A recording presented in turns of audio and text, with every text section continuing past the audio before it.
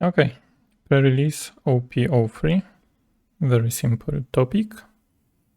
Let's first check the rules. So on the main website from One Piece card game, you can go into events. Then we go into OP-03 pre-release tournament. And here we can check all the rules, when it happens, and we can see there is either constructed format or sealed format. Constructed is boring and it's just your usual tournament, weekly or monthly, depending on your local shop. The format that we are interested today is sealed. And yeah, very nice card for participation for every player, picturing Vivi. And 2 packs with the pre-release stamp. So the same like in the OP-02, they gave us packs with 2 cards, 1 common, 1 uncommon, and this time will be the same, 77 types in total. And then we have the best card, the winner card for the pre-release winner. Additionally, it should be foiled and the stamp is obviously gold. And now for the rules for sealed format. We have a lot of details here, but what's the most important is that we are getting 6 packs. Every player opens them, so in total you have 72 cards to build a deck of 40 cards. It's important because normally we play with 50 cards in a main deck, but on the pre-release event we built a deck of 40 cards, and there is really good reason behind it, because we have only 72 cards for use and there is no color restriction. So you can use any color that you want regardless of your leader, and also there is no card limit. You can put as many copies as you want. The only thing that you have to keep in mind is that you have to bring your own leader for this event, or you can use the ones that you open from your booster packs. And also you have to bring 10 dons, because from 6 packs we have only 6 dons, so we don't have a don deck ready.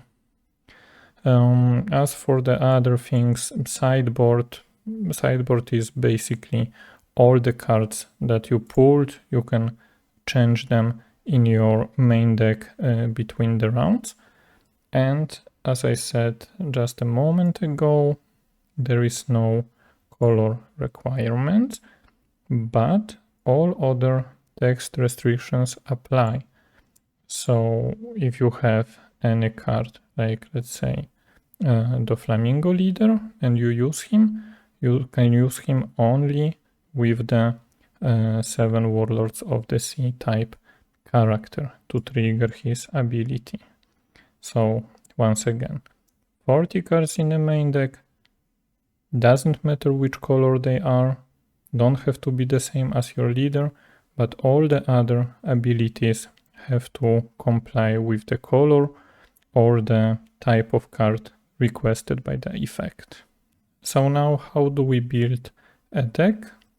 It's really simple and straightforward. At start, I suggest to open all packs and separate 3 categories.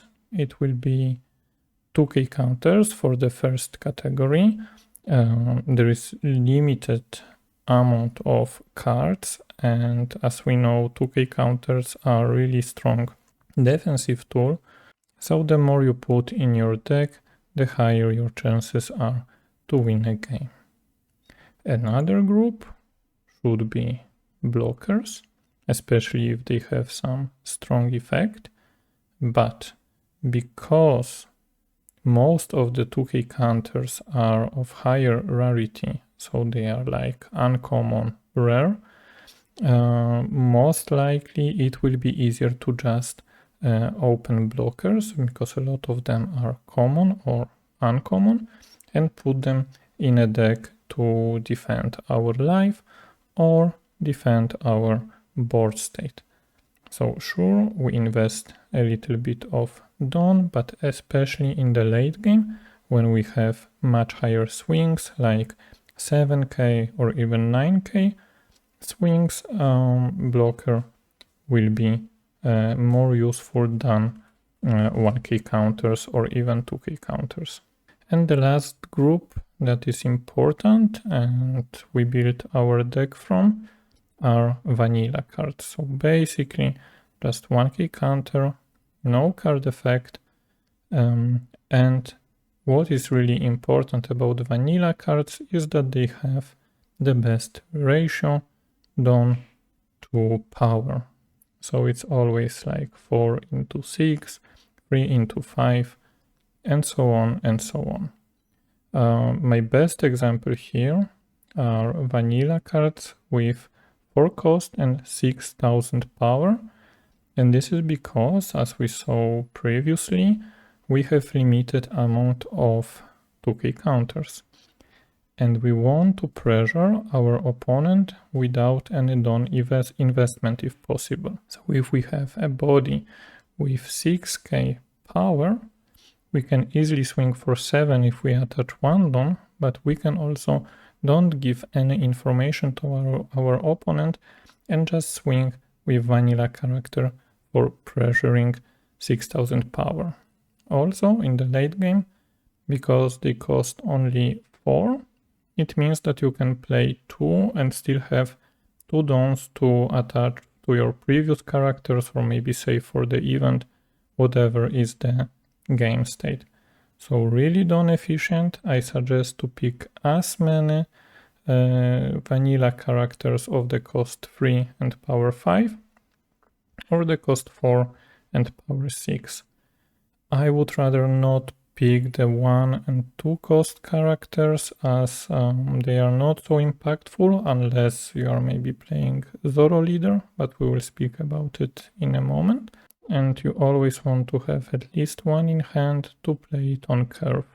For 3 Dawn if you go first, or for 4 Dawn if you are going second, to start pressuring your opponent with a beat stick. So this is our base of the deck. Once again, 2k counters, blockers, and vanilla characters, especially 3, 4 cost and more.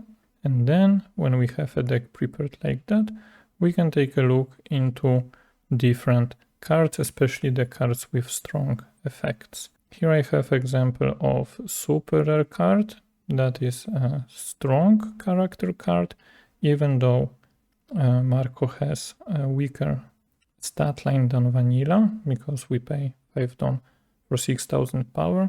The effect is good enough to play him in our sealed format, because in sealed format, when we take a look for the effects, we want to play either removals, card draw, or any other effect that is impactful on the board, but doesn't require any investment from us.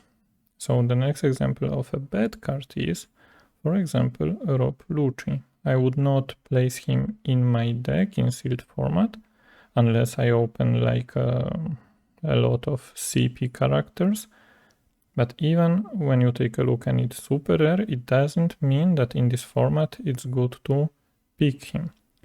So we have 6 cost, 7k power, no counter, and the effect for the first impression, it seems like a good investment, because you're just placing 2 CP cards from your trash at the bottom of your deck, and then he gains rush, but it's already a big if you have them, because even if you put them in your deck, you still have 40 cards total, so you would have to put at least 12 cards in your deck to reasonably draw them with the CP type, and then sacrifice them or let them die and go into trash to use rush ability from Roblucci. So much more than playing Roblucci, I would just play 6 cost 8000 power vanilla. Here I will show you, just to inspire you a little bit, some examples of the good event cards that you can put in your deck. Don't put too many of them, as in sealed format we mostly win from board, so characters are more important than event cards, but as we already know, in One Piece card game, draw effects are crucial. So if you open Sanji's Pilaf, just put it in the deck. It's always good to draw 2 cards for free Dawn. Another event, removal. As said before, draw and removal are the key in this game, and especially in sealed format. If you open 3000 worlds, consider playing it, as you can place one character with a cost 5 or less at the bottom of owner's deck for only 4 Dawn. So Dawn efficient removal. Next is some defensive event. I wouldn't go too defensive in this format. I would much rather pressure my opponent, but Ikoku is such a good investment. For 2 Dawns you gain 5000 power, simple as that. And on the other hand, we have offensive event, that is Fiery Doll, and here for 2 Dawn investment we are getting 4000 power this turn.